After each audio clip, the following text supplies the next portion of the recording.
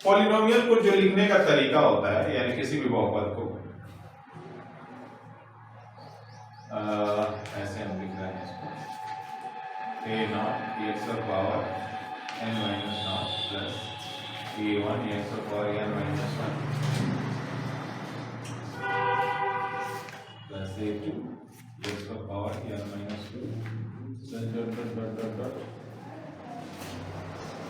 a n x power n minus n के रूप का व्यंजक हाँ बहुपद कहा जाता है। चलो आओ, ठीक है।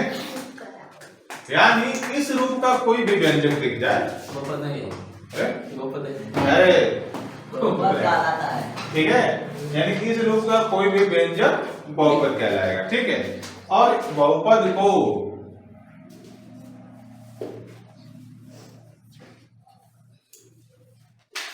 px से सूचित किया जाता है। हाँ, नाइन्थ में पढ़े हैं सही थोड़ा। क्यों px से सूचित किया जाता है? क्योंकि इसका नाम पॉलिनोमियल लिखा जाता है, इसीलिए px, ठीक है। तो अगर हम इसी को लिखना चाहें तो ऐसे भी लिख सकते हैं, px बराबर a not x power n minus 0 plus a1 x power n minus 1। चलो चलो चलो, कुछ धीरे धीरे आ रहे हो तुम लोग, यहीं से हैं गुवाड़ी से। मतलब कब कदम का रास्ता है? 9 कदम का। तब 9 कदम कौन सा डेट दे रहे? a2 x power n minus 2, शांत हो जाओ, dot dot dot dot dot dot plus a n x power n minus n। Clear एकदम? तो किसी भी बहुपद को ऐसे लिखा जा सकता है। और ये जो बहुपद है, ये बहुपद का व्यापक रूप भी कहलाता,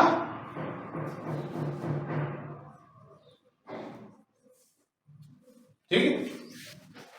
अब इसमें 2-3 शब्द ध्यान से सुन लीजिए। एक आएगा बहुपद की घात, बहुपद की घात, पावर ऑफ पॉलिनोमियल। तो याद रखना, बहुपद की घात क्या कहलाती है? किसी भी बहुपद के चर का, किसका चर का मतलब, चर पता है क्या होता है? बताओ क्या होता है, बताओ क्या होता है? बोलने एक्स वाई, मतलब ये आदमी बता देता है कि एक्स वाई हमेशा जो होता है चर ही होता है। नहीं, किसी सवाल में ऐसी डिजिट्स जिनका वैल्यू हर सवाल में बदल जाते हो, वो कहलाते हैं चर। ये भी जो कि सही नहीं है, पूरी तरह से बिल्कुल ही सही नहीं है। जैसे एक हम एग्जांपल लिख रहे हैं, ax square plus bx plus c equal to 0। ये द्विघात समीकरण का व्यापक रूप है। इसमें चर है x, तो abc क्या है? अचर है। सेंस वही है जो हमने अभी बोल रखा है, बट a और b c का मान भी हर सवाल के लिए अलग अलग होता है। ठीक, तो ये भी अचर हुआ ना। तो परिभाषाएं केवल समझने के लिए हैं, ठीक है ना। पूरी तरह सही हो या ना हो, बहुत क्लियरली जाके इसको बोलेंगे तब जाके सही होगा। जैसे for example 2x square plus 3x plus 5, तो अब जब लिख दिए इसको, तो a का मान क्लियर हो गया 2, b का मान भी क्लियर हो गया, c का मान भी क्लियर हो गया। तब यहाँ पे चर अचर की बात हम तो क्लियरली बोल सकते हैं। और धीरे धीरे मतलब तुम लोग नीचे नहीं कर रहे हैं, चल क्या चाहते हो? चीजें समझ आई? तो अब इसको हम चर और अचर के फॉर्म में रिप्रेजेंट कर सकते हैं, बट इसको हम नहीं बोल सकते, क्योंकि अभी भी a b c का जो मान है, जब एक ही सवाल लिखा जाएगा, a का मान 2 ये रखा जाएगा, a का मान कुछ भी हो सकता है। a का मान हम x स्क्वायर रख लेते हैं, तो a का मान चेंज हुआ कि नहीं हुआ? तो बहुत क्रिटिकल कंडीशन में ये सब फंस जाता है। तो छोड़ो, हम लोग बस इतना समझ लेते हैं, कोई सवाल लिख रहे हैं x y जो z दिख जाता है, वही क्या होगा? चर होगा, बाकी सबको अचर मान लेंगे। क्लियर एकदम? तो बहुपद की जो घात होगी वो चर की मैक्सिमम घात होगी, चर की, अधिकतम घात। कौन सा घात? अधिकतम घात ही बहुपद की घात कहलाएगी। क्लियर एकदम। एक शब्द आएगा पदों की संख्या। कितना? पदों की संख्या। तो जैसे हम एक एग्जांपल लिख के समझा दे रहे हैं पदों की संख्या कैसे डिसाइड होगी। जैसे 2x² + 3x + 4, इसमें कुल कितने पद हैं? 3। 1 2, सॉरी इसको नहीं, ये द्विघात समीकरण नहीं पढ़ रहे, बहुपद पढ़ रहे। तो इसमें कुल कितने पद हैं? 3 गिन लेंगे। 1 पद, 2 पद, 3 पद। तो ये पदों की संख्या भी हम निकाल लेंगे। और इसका मैक्सिमम घात कितना है? 2। सबसे बड़े x का सबसे अधिकतम घात ही बहुपद की घात कहलाती है। क्लियर एकदम। कोई डाउट? ये सब बहुत ही इजी है। तो हम पहले ये समझ गए कि बहुपद क्या होता है, यानी इसके रूप का दिखने वाला कोई भी व्यंजक बहुपद कहलाएगा। इसके रूप का एग्जाम्पल लेके देखते हैं। चलो देखते हैं क्या ये जो अभी लिखे हैं हम एग्जाम्पल यहाँ पे, क्या ये इसका इस रूप का है कि नहीं है? पहले ये बताओ तो जरा। इस रूप का? हाँ है। पक्का दिख रहा है ना? चलो दिखाते हैं कैसे है। यहाँ तो ये बोला नहीं है कि n का मान कितना रखना है, कुछ भी रख सकते हैं। तो यहाँ हम जरा लिख ही देते हैं कि n क्या है। n पॉजिटिव इंटीजर नंबर है, यानी धनात्मक पूर्णांक संख्या। 2 शब्द है इसमें जुड़ा हुआ है, एक तो धनात्मक, एक पूर्णांक। क्लियर? याद रखना, अगर कहीं भी किसी बहुपद का घात 1/2 हो या 2/3 हो या 3/2 हो, x का घात तो पक्का है, वो बहुपद नहीं होगा।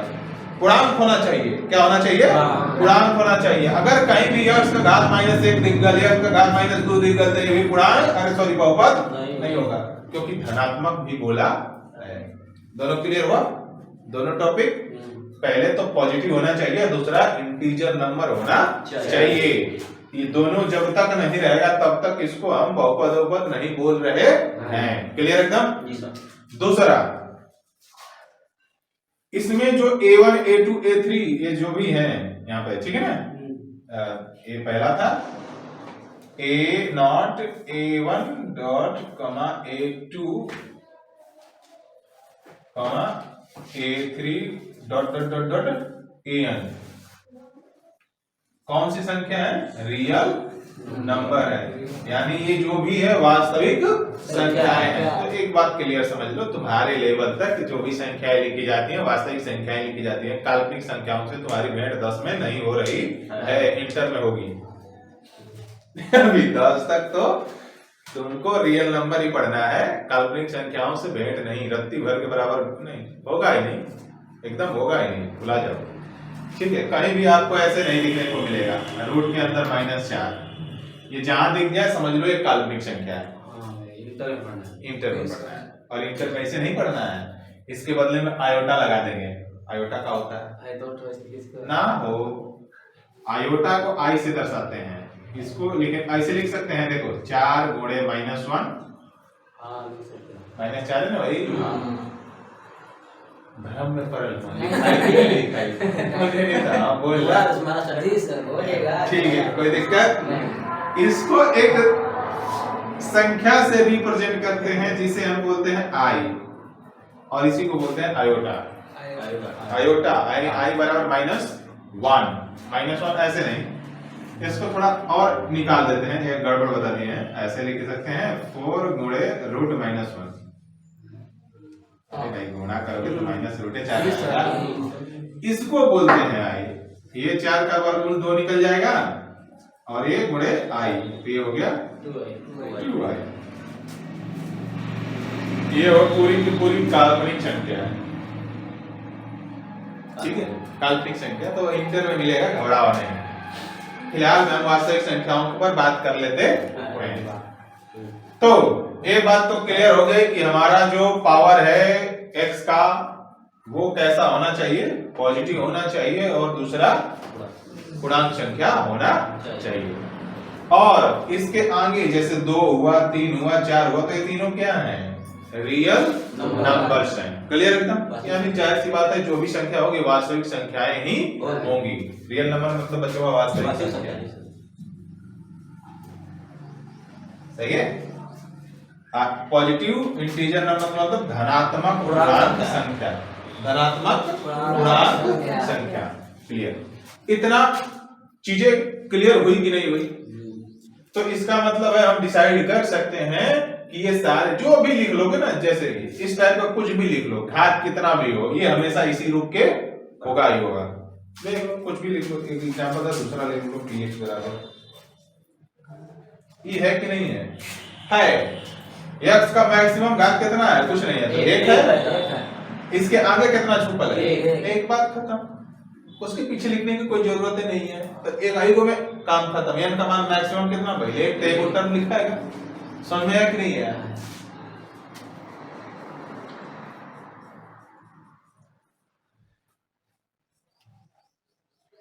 बस ऐसे ही कॉमेडी करते हैं। ये है कि नहीं है?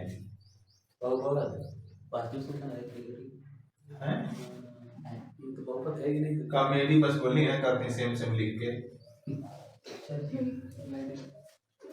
है कि नहीं है? क्या बहुपद? हाँ बहुपद है कि नहीं है? है। अरे तो संख्या में कहीं जोर से तो नहीं बोलो। है। मैक्सिमम घात कितना है? 7। पद कितने हैं? 1 2 3 जोड़ तो देखते हैं। 6 7 3 4 5 7 ऐसे ही समझ में आ जाता है। 7 गो है, 1 2 8 3 8 7 गो। अब है के गिनबा कि नहीं गिनबा बताओ जा। जीरो नहीं गिनाएगा भाई, जीरो का काम करते हैं हिसाब से बताओ। ठीक है, चीजें समझ में आई? तो आप पदों की संख्या भी डिसाइड कर सकते हो, पावर भी बता सकते हो, कोई दिक्कत नहीं। इतना समझ में आया? पहले इसको उतार, उसके बाद और मजेदार चीजें बता रहे हैं। तो हम लोग ये जान गए कि बहुपद क्या है, उसका मैक्सिमम घात कैसे निकालेंगे और उसमें पदों की संख्या कैसे बताएंगे। इतनी चीज तो जान गए। घात आपका पॉजिटिव इंटीजर नंबर होना चाहिए और जो उसके गुणांक हैं, जैसे x का गुणांक x² का गुणांक, ठीक है, कोएफिशिएंट ऑफ x कभी कभी पूछ भी लेता है। एक नंबर एक बार बता देगा आप। जैसे एक एग्जांपल लेते हैं, जैसे 2px बराबर 2x² + 3x + 7 दिया, ठीक है। तो x² का गुणांक जब बोलेगा तो इसका मतलब है कि x² के साथ कौन सी संख्या गुणा है? 2 कहलाएगा। क्लियर एकदम? या तो इंग्लिश में पूछ लेगा कोएफिशिएंट ऑफ x², ठीक है। तो x² का गुणांक 2, x का गुणांक 3। क्लियर? तो ये सब चीजें पूछ सकता है, कभी कभी छोटे स्तर पर क्वेश्चन पूछता है, इसलिए सब बता रहे। ठीक है, तो अब हमको नेक्स्ट टॉपिक की तरफ बढ़ना है और हमें ये जानना है कि बहुपद कुल कितने प्रकार के होते हैं। तो किसी को पता है बहुपद कुल कितने प्रकार के होते हैं? 3 प्रकार के, बोलो। राहो उसमें देख रहा है बेवकूफ आदमी। और कौन बोलेगा? याद नहीं है? जा। पहले तो वर्गीकरण बहुपद का 2 आधार पे किया गया था। हाँ,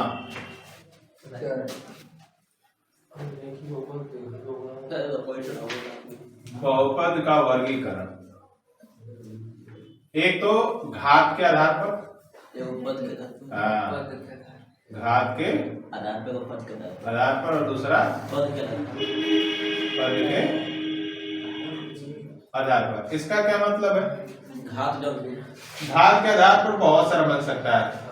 रैखिक बहुपद, द्विघात बहुपद, त्रिघात बहुपद, चतुर्घात, 5 घात, 6 घात। अब गणा जब कोई मैटर नहीं है। क्लियर मैटर समझ में? अब उसी प्रकार पदों के आधार पर एक पदी, द्विपदी, त्रिपदी, चतुर्पदी, मतलब समझ गए ना? हाँ, तो इसको क्या बताना है, बस चीजें समझ लो, ध्यान से सुन लो। पहले एक घाती जिसको नहीं बोलते हैं, एक घाती को बोलते हैं रैखिक बहुपद, यानी जिसका मैक्सिमम घात 1 हो उसे क्या बोलते हैं? रैखिक बहुपद। हम पढ़ा रहे तो चल बच्चा पीछे क्या कर रहे हैं पढ़ रहे चल तुम तने तुम थोड़ा पढ़ाओ सुनाओ चल चल चल तो ये समझा यानी जब घात के आधार पर बोलेंगे तो घात कहां से शुरू हो जाएगा x का 1 घात 2 घात 3 घात 4 घात तो जब x का मैक्सिमम घात 1 होगा कितना 1 तो एक घाती बहुपद नहीं बोलेंगे इसको रैखिक बहुपद बोलेंगे ठीक है उसके बाद द्विघात होगा तो द्विघात बहुपद 3 होगा तो त्रिघात बहुपद 4 घात होगा तो चतुर्घात बहुपद उसके बाद चतुर्घात कोई भी नहीं करता हमको पढ़ना है एक रैखिक द्विघात त्रिघात दसों में इंटरवल में बस इतने में रह जाना है ठीक है 4 पढ़ेंगे नहीं पढ़े क्या हुए जब सोचने की क्षमता बढ़ जाए तो द्विघात के चतुर्घात में कन्वर्ट करके पढ़ा जी समझ में त्रिघात के 6 घात में कन्वर्ट करके पढ़ लेगा जी मतलब कुल मिला के ये जो x स्क्वायर वाला फार्मूला होता है द्विघात समीकरण लिखते हो यहाँ पे x पावर 4 लिखा जाएगा जैसे अभी देख लो ना यहाँ पे 2x लिख लिया और यहाँ 3 लिख लिया ठीक है अब इसी को लिख लो x power 4 plus 2x square plus 3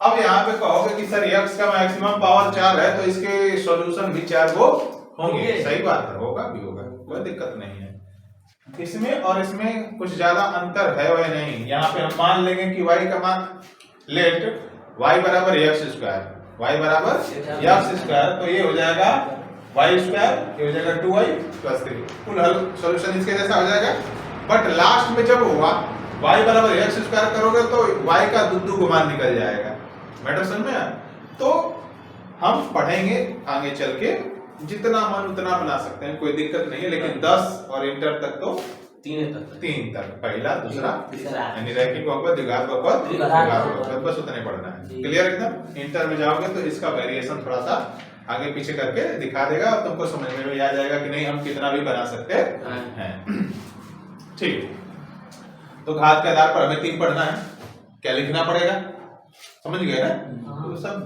बकवास चीजें होता है एग्जाम्पल देख लेते हैं एग्जाम्पल देखते चलते हैं अब इसका परिभाषा कौन लिखाएगा जिसका मैक्सिमम घात 1 हो उसे रैखिक बहुपद बोलते हैं जिसका मैक्सिमम घात 2 हो उसको द्विघात बहुपद बोलते हैं जिसका मैक्सिमम घात 3 हो उसे त्रिघात बहुपद बोलते हैं क्या लिखवा दें नहीं ना ठीक है तो रैखिक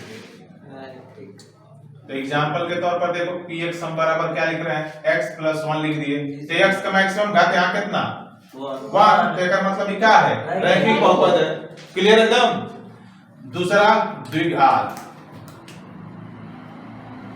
एग्जांपल px बराबर 2x square plus 5x plus 4 ठीक है मैक्सिमम घात कितना 2 तो द्विघात काम करता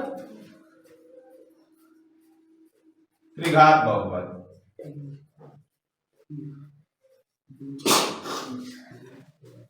मैक्सिमम घात कितना 3 अब कहोगे सर अगर 2 पद है तो उसे कोनो मतलब नहीं है एकरों में अगर हम एक मिटा दें तो एकरों से कोनो मतलब नहीं है हमें केवल घात पर ही डिसाइड करना है मैक्सिमम घात दिख गया 3 हाँ त्रिघात बहुपद है कोई लेना देना नहीं चाहे इसमें 2 पद हो चाहे 1 पद हो कोई फर्क नहीं पड़ रहा है क्लियर एकदम हाँ घात पे फोकस करना है पद कितने हैं उससे कोई लेना देना नहीं है कोई डाउट नहीं डाउट फिर पद के आधार पर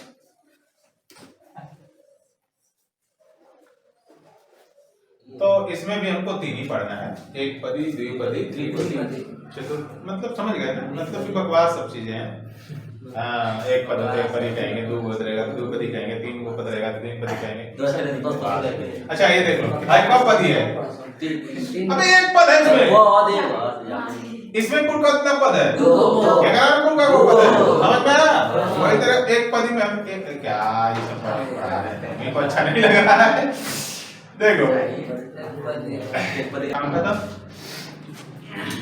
एक पदी का एग्जांपल हो गया ये 7x स्क्वायर उसी तरह से द्विपदी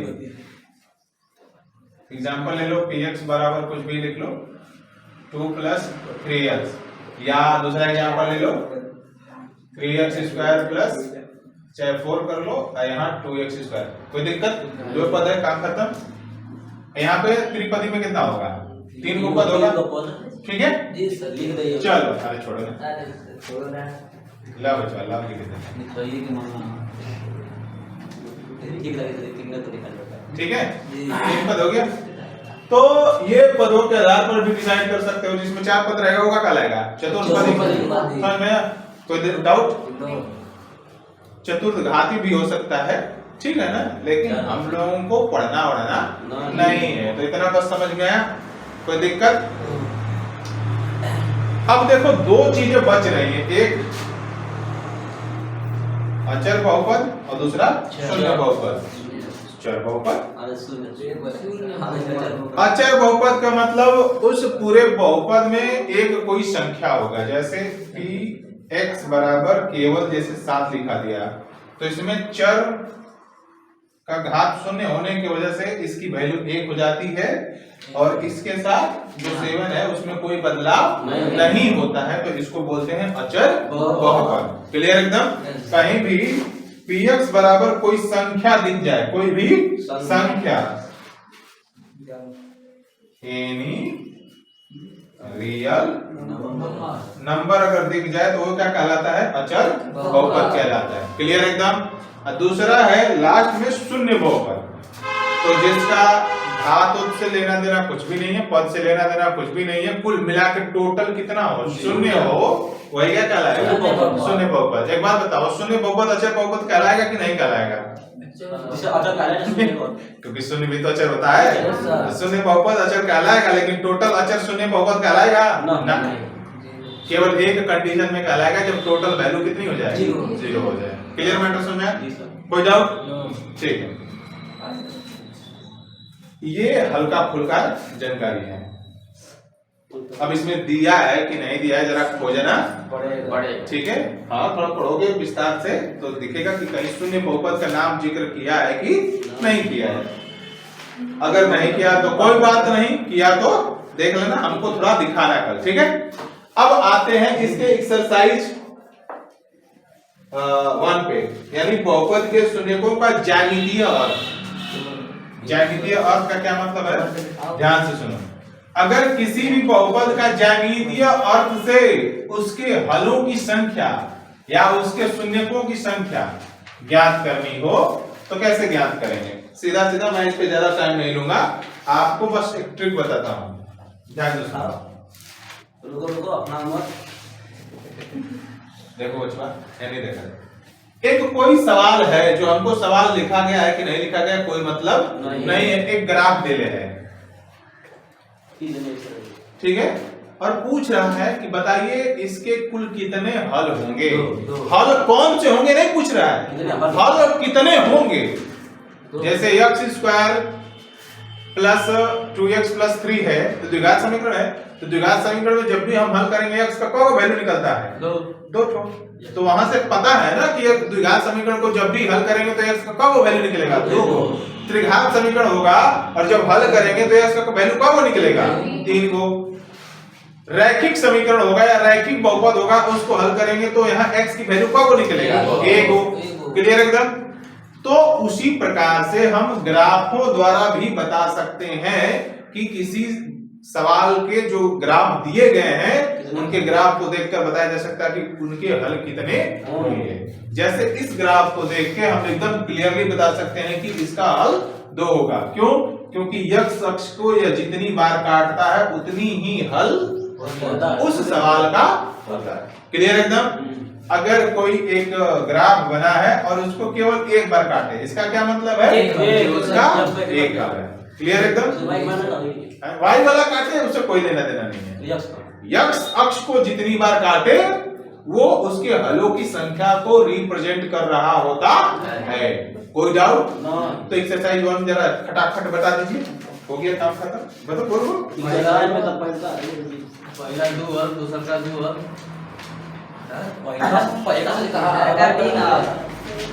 उदाहरण हम देखो दूसरा का पहले होगा। चलो जरा बताओ जरा इसमें पहला 0 पहला नंबर को हल है 0।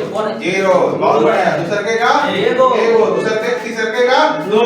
अरे ध्यान से देखो, 3 ठीक है। चलो अब जरा हम खड़ा हो गए, पूछ रहे हैं बचवा से। चलो खड़ा होकर ओ इधर तक हो गए बचवा, इसको ये नहीं मिला है अभी तक। बोलो देखो तो दो वाला काम कर रहा है। होगा हाँ, यहाँ पे लेकिन बताओ कब हल है? 3 2 4 होगा 3 3 हाँ 3 बार है एक ठो ध्यान से देखो यक्ष अक्ष को कितनी बार काटा है? कौन ऑप्शन जी चौथा में। रुको तुमसे नहीं पूछा। नहीं चौथा में यक्ष अक्ष को कितनी बार काटा है? 2 बार। तो हलों की संख्या 2। चलो बेटा चलो खड़ा हो। नेक्स्ट वाला पांचवा में कितना हल होगा यक्ष का? 1 2 3 4 बढ़ जा। इस तरह खड़ा हो पांचवा। हाँ छठवा में बोला 3 मछली है अब यहाँ पे कंफ्यूजन हो रहा है ना कि टच कर लिया चट्टा कटले नहीं है। तो अब ध्यान से सुनो टच करने का मतलब है जरा इस यहाँ पे समझा रहे हैं जरा ध्यान देना।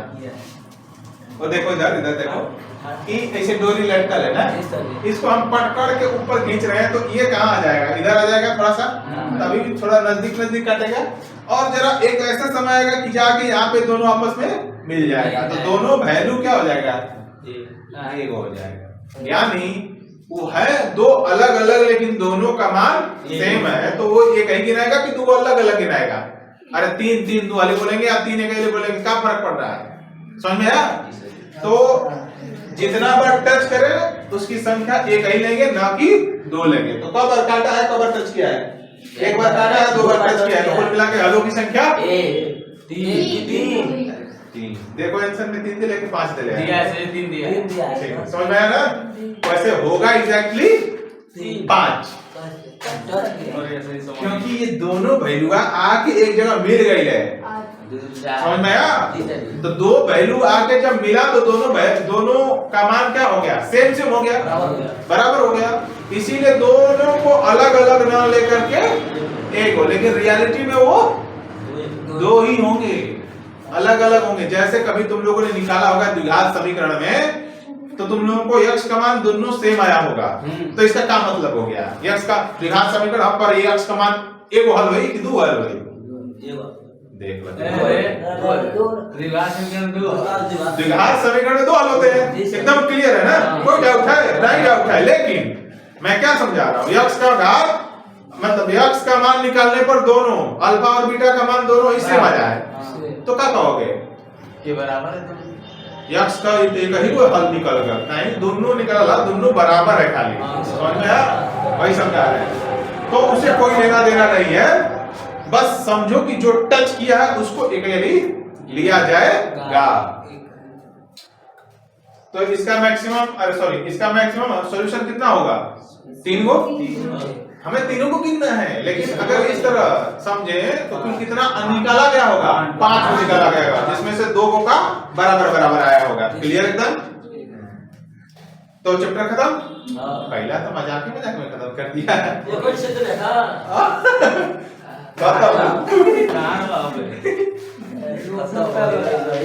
ठीक है अब नेक्स्ट चैप्टर है कह रहा है किसी बहुपद के शून्यकों और गुणांकों में संबंध। तो पहले हम समझते हैं कि शून्य क्या होता है अब गुणांक तो बता ही दिए हैं। क्लियर एकदम? तो चलिए एक बार फिर से शुरू करते हैं। किसमें बहुपद के शून्यकों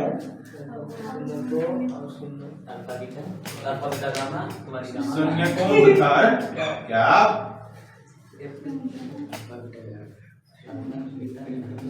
ठीक है बहुपद के शून्यकों तथा गुणांकों में संबंध। तो शून्य क्या होता है कितने लोगों को पता है? किसी बहुपद पूरा 0 क्या 0? बहुपद शून्य हो जाए शून्य जगह ठीक है चलो समझाते हैं शून्य क्या होता है। वैसे क्लास 9 में ये सब चीजें हैं निकाल दिए ऐसे शून्य निकाले हैं क्लास 9 का। ठीक है अभी परीक्षा हुआ है थोड़ा सा ध्यान से लिखना पड़ेगा तो गड़बड़ा जाएगा। ओ रुक जाओ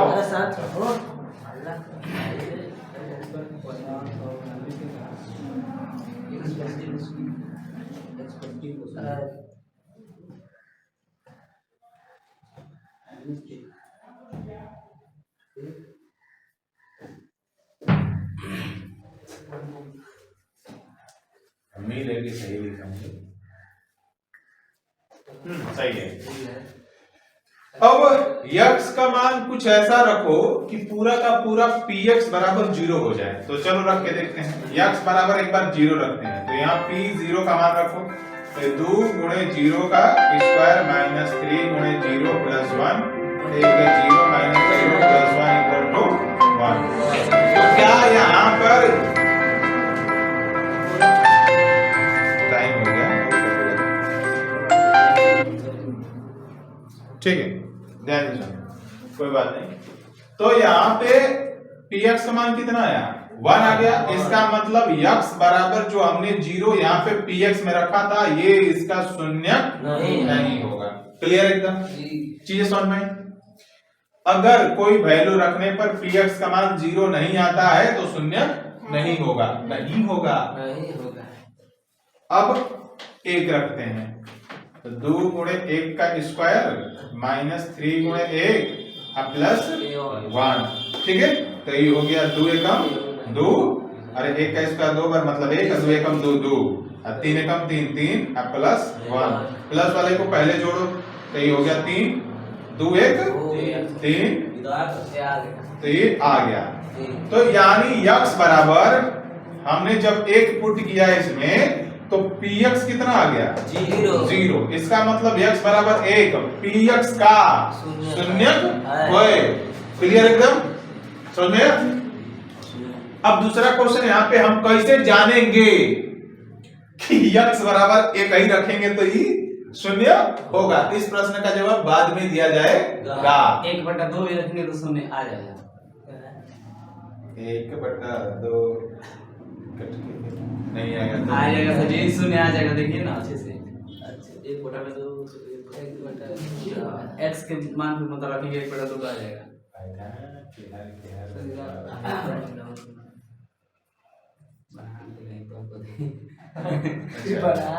ठीक है, 1/2 1/2 हाँ हो सकेगा, देखा वाला पर आएगा। ठीक है, आ जाएगा, कोई बड़ी बात नहीं है। ठीक है, तो हमें ये नहीं समझाना है, हम बस इतना समझा रहे हैं। हमारे एक क्वेश्चन का जवाब मिला कि नहीं मिला पहले, कि शून्य कैसे हम जानेंगे कि शून्य है कि नहीं। तो पहले शून्य चेक करने वाला प्रोसेस है, ये क्लास 9 का ये प्रोसेस है। x की वैल्यू उस px में धर दीजिए। अगर उस x की वैल्यू px में धरने से px का मान 0 हो जाता है, तो x का जो मान तुमने उस px में रखा है वो उसका क्या कहलाएगा? शून्य कहलाएगा। क्लियर एकदम? अगर x बराबर इस px में धरते हो, इस px का मान 0 नहीं होता है तो इसका शून्य नहीं है। क्लियर एकदम? इतनी चीज समझ आई? बट अभी सेकेंड क्वेश्चन इस यहाँ पे उठ जाता है कि हम शून्य कैसे ज्ञात करेंगे। वो अलग मैटर है, करेंगे, डोंट वरी, करेंगे। ठीक है, तो कह रहा है शून्य को तथा गुणांकों में संबंध। तो जाहिर सी बात है, शून्य को जब दे रखा है कुछ न कुछ तो हमें निकालना पहले आना चाहिए, अन्यथा काम हो जाएगा गड़बड़। तो कितने लोग शून्य निकाल लेते हैं?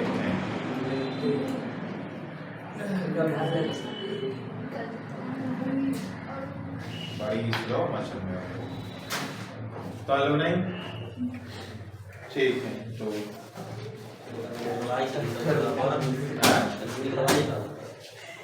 कितने किस विधि से निकालते हो शून्य, तुम बताओ पहले। कौन विधि से?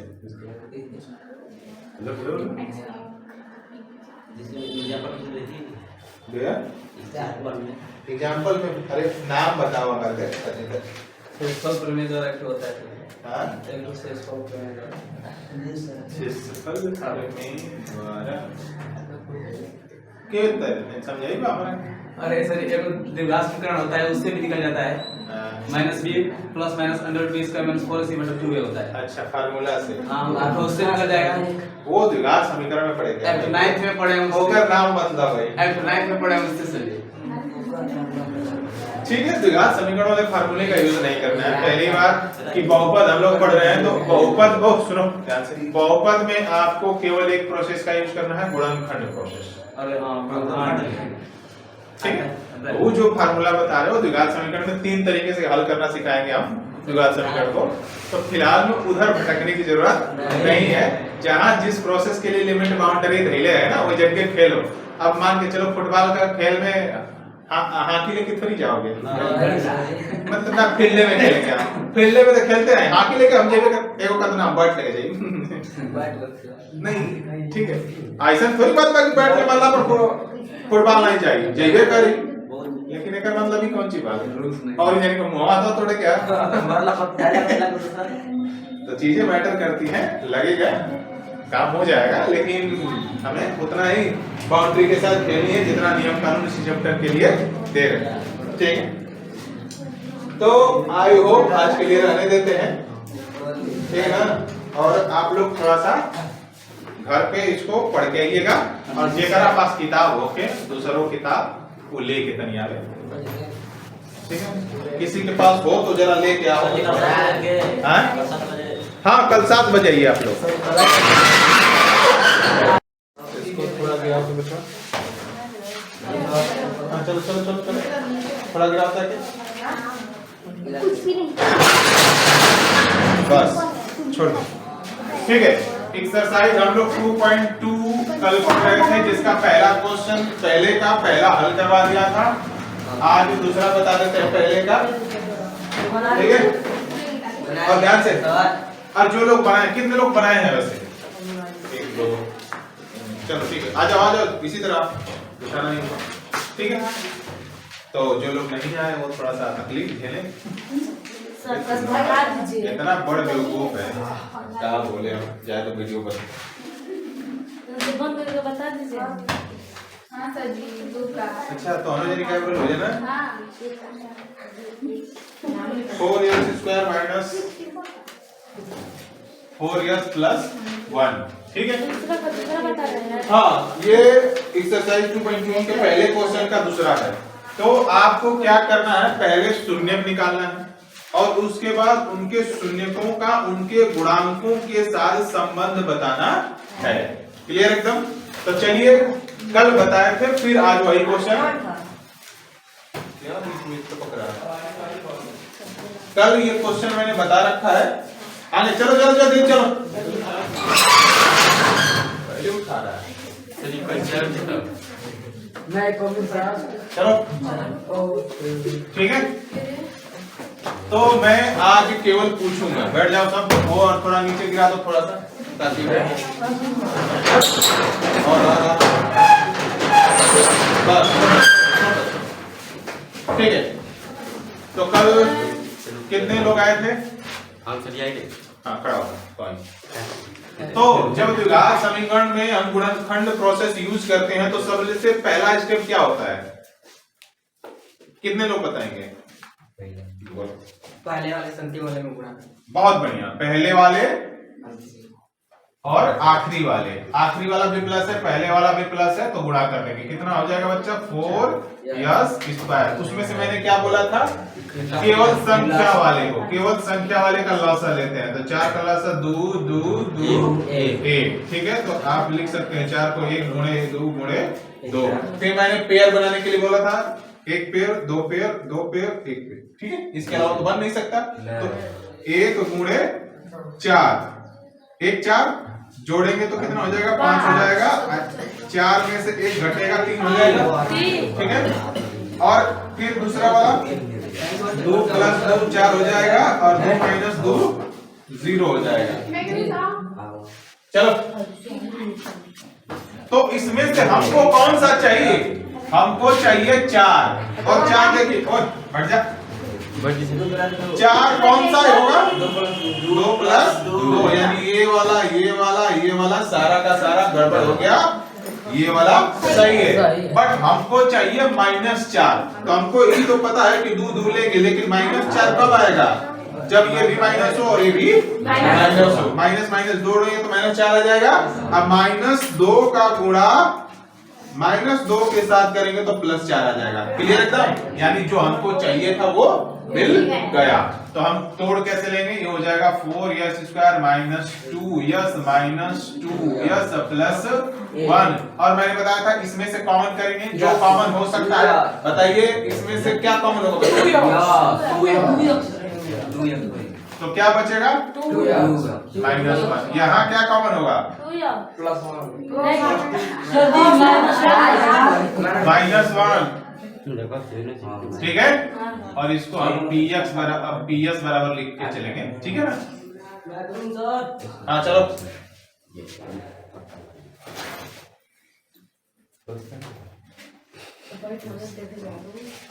ठीक है। तो ये हमारा पीएस बराबर क्या हो गया। अब इसमें से जो कॉमन होगा दोनों में से वो कॉमन कर लेंगे, तो दोनों में क्या एक जैसा दिख रहा है। 2s 25 है, 2s -1 दोनों में दिख रहा है, कॉमन कर लेंगे। यहाँ क्या बचा 2s, यहाँ क्या बचा -1। क्लियर एकदम। उसके बाद मैंने क्या समझाया था, शून्यक के लिए आपको हमेशा पता है कि शून्यक जब भी लेंगे तो ये पीएस क्या हो जाता है 0 के बराबर हो जाता है। तो हम क्या कर देंगे पीएस 0 कर देंगे। तो पीएस किसके बराबर है, इसके बराबर तो हो जाएगा 2s -1। मार्कर लेके आओ तो मुझे,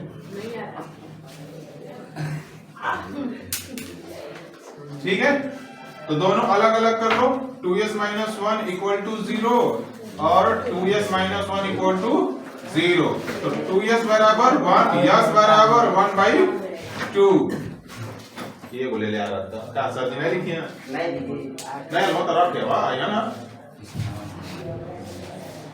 ठीक है। और यहाँ भी वही 2s इक्वल टू 1 और s बराबर 1/2। क्लियर एकदम, ठीक है। तो हमारे को कैसे गिरा दिया, चलो जल्दी से। तो हमने समझाया था आपको, ये हो गया अल्फा और ये हो गया बीटा। हमने शून्यक ज्ञात कर लिया। अभी आपको क्या करना है, शून्यकों और उनके गुणांकों के बीच के संबंध को दर्शाना है। तो मैंने 2 फार्मूले कल लिखवाए थे, याद है ना।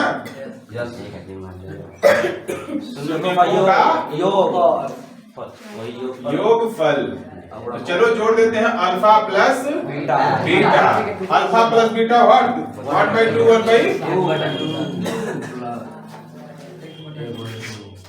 लसा आता है ना, ठीक है। ये हो गया 2/2।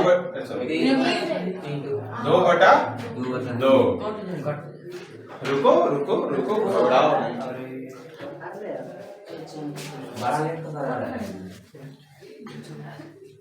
अब ध्यान से सुनो, अल्फा प्लस बीटा बराबर फार्मूला होता क्या है, -b/a।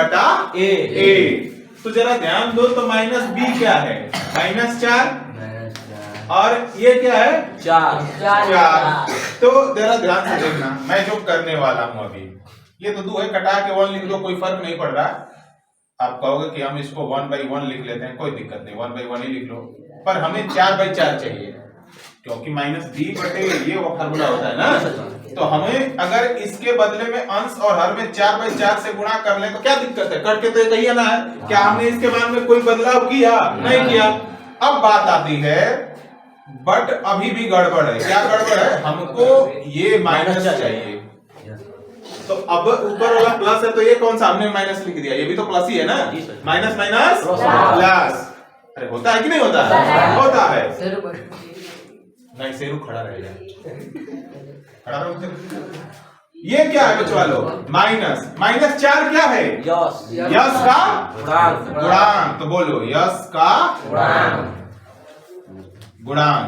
और नीचे वाला 4 क्या है, यश स्क्वायर का गुणांक। तुमने फार्मूला लिखा कल, मैंने कहा था मांग के लिख लेना, नहीं दिया। कौन नहीं दिया, हमसे कहाँ मांगी थी बेटी, मेरे को मांग के लिखो, नहीं तो फिर इसी तरह तुम्हारी ना बाद में, ठीक है। तो शून्यकों का गुणनफल बराबर, तो ये हो गया alpha into beta. 1/2 multiply by 1/2 1/4, सही है।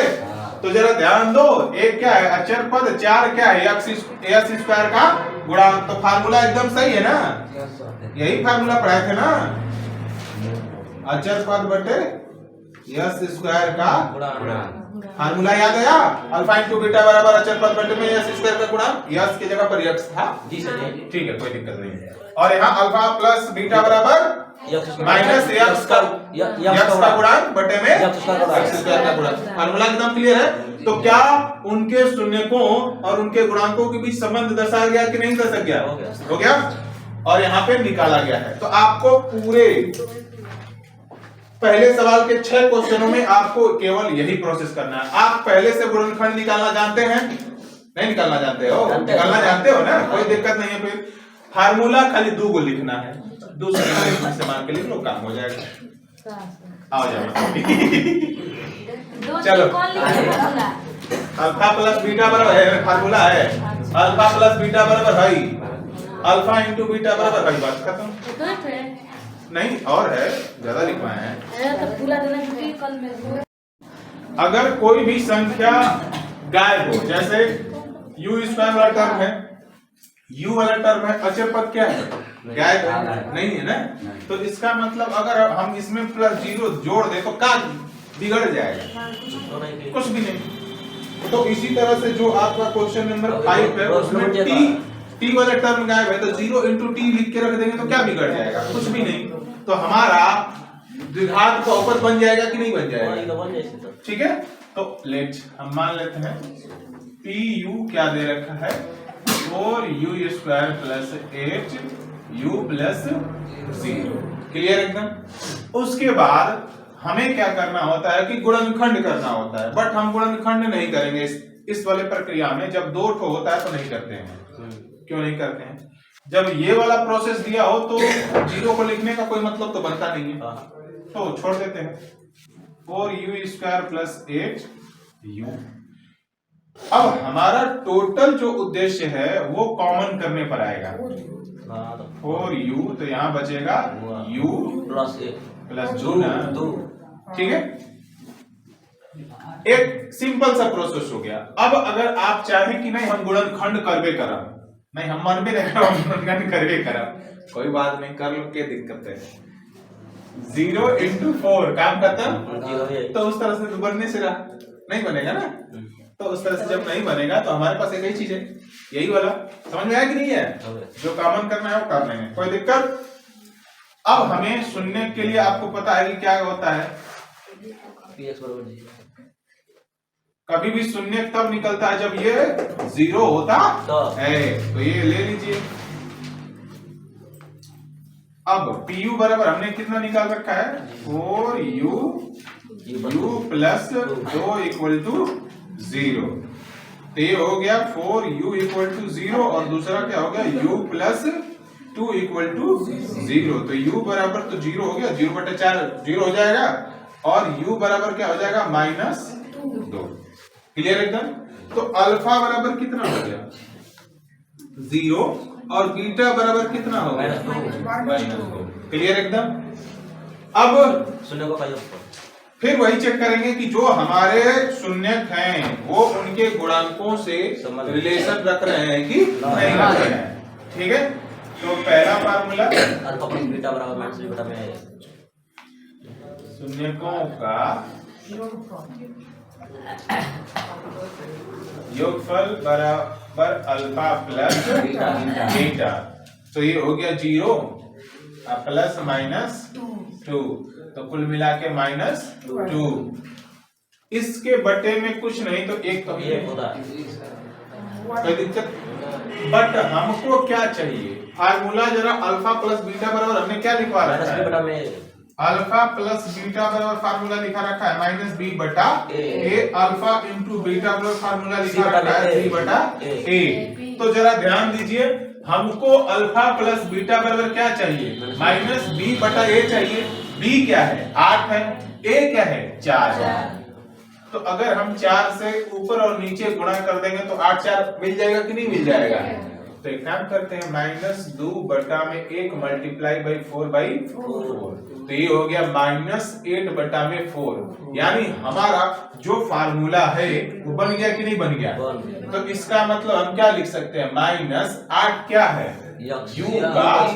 अब देखो हमेशा तुम यज्ञ से नहीं लिखोगे, जिस फंक्शन जिस चर के रूप में दिया होगा उस चर के रूप में लिखा जाएगा। u का गुणांक अब बटे में u स्क्वायर का गुणांक। कितने लोगों को एकदम क्लियरली समझ में आ रहा है?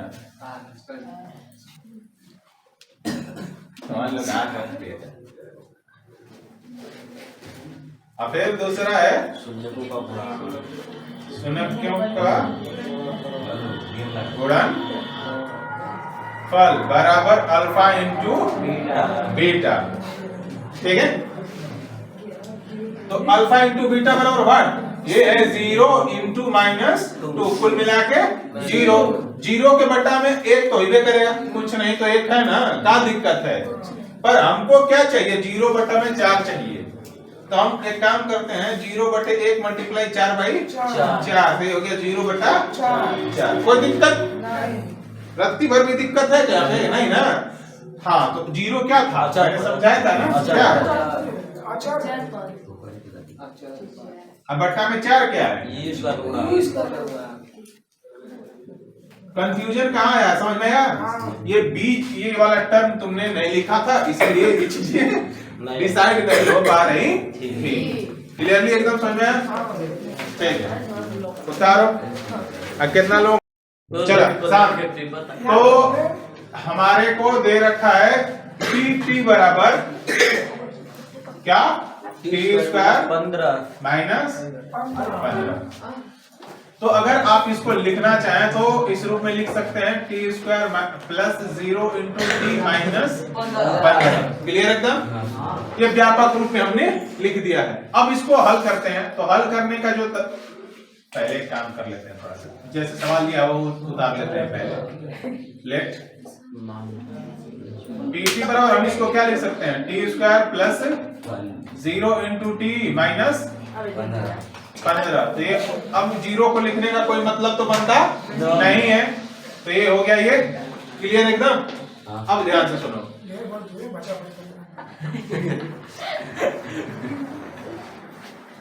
इसको गुणनखंड प्रोसेस से तो कोई करने का मतलब बनता नहीं है, क्योंकि बीच वाला तो गायब है।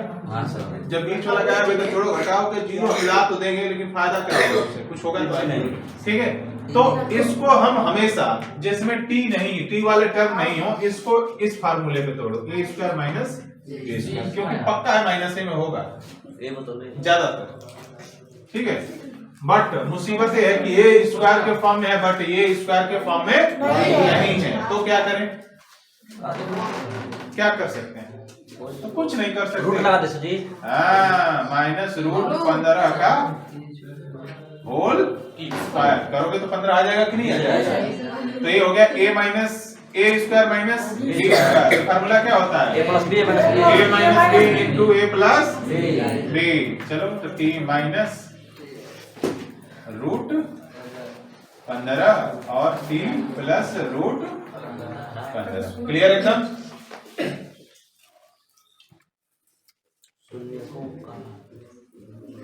शून्य के लिए तो आप जानते हैं, शून्य के लिए क्या होता है, pt इक्वल टू 0। ठीक है, तो ये हो गया t minus root 15 equal to into t plus root 15 equal to 0।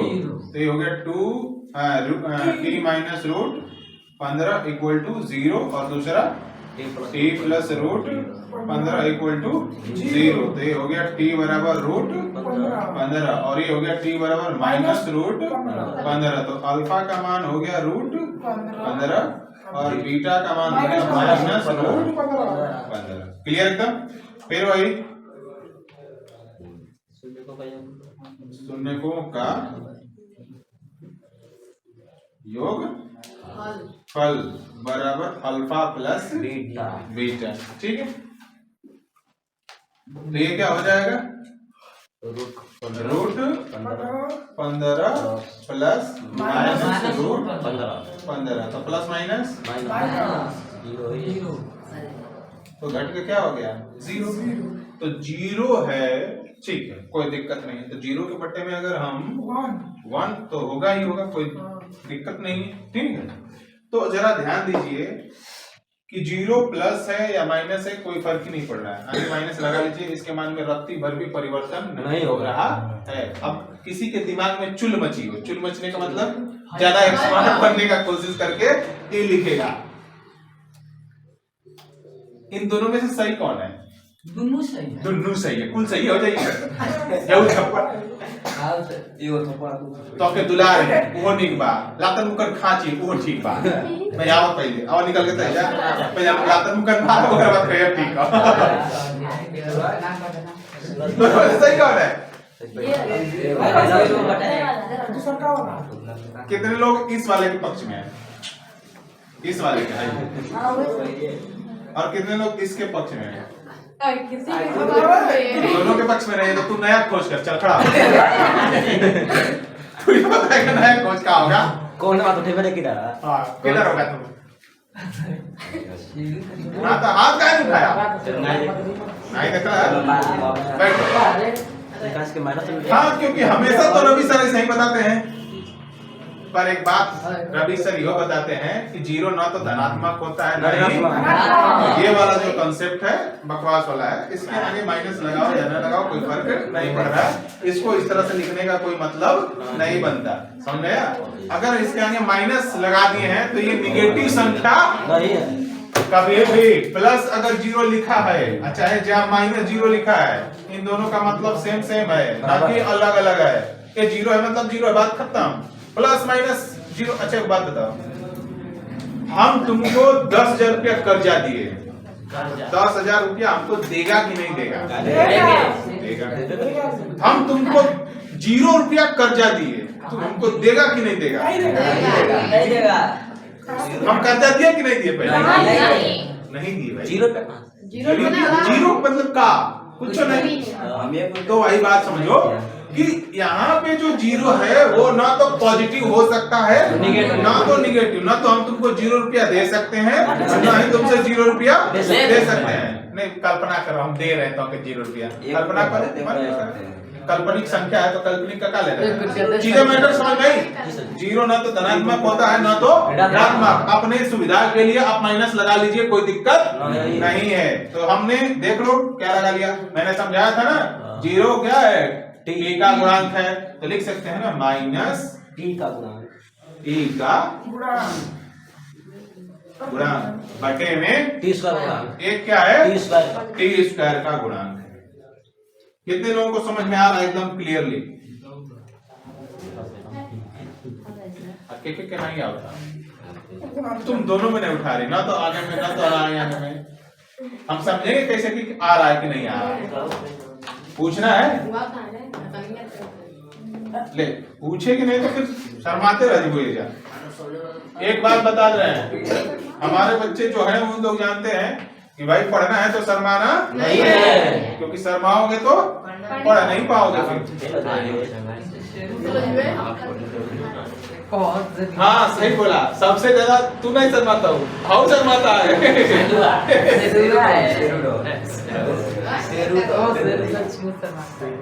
सब लड़कियों को फेल किया है वो। Alpha into beta. चलिए ध्यान दीजिए, रूट, अरे शांत हो जाओ बचवा, माइनस रूट 15 तो plus minus minus root root गुणा होगा तो गायब हो जाएगा। क्लियर एकदम? बटे में 1। तो हमको जो चाहिए था वो मिल गया ना। तो माइनस में क्या है? अचर पद है ना, माइनस में ना है, तो ये अचर। अब किसी के दिमाग में चिल मची हो तो लिख देंगे माइनस अचर पद। बहुत बड़ा उतारेंगे, अचर पद पहले से ही माइनस में है, इसलिए केवल अचर पद लिखा जाएगा। और ये क्या है? टी स्क्वायर का गुणांक। समझ में आया कि नहीं? पक्का? हमारे यहाँ पूछने के लिए कोई पाबंदी नहीं है, पूछने में शर्माओ मत, पूछ लो बस। आप बताएंगे तब नहीं, जब एक दिन छोड़ के आओगी जैसे उसको पूछ रही है।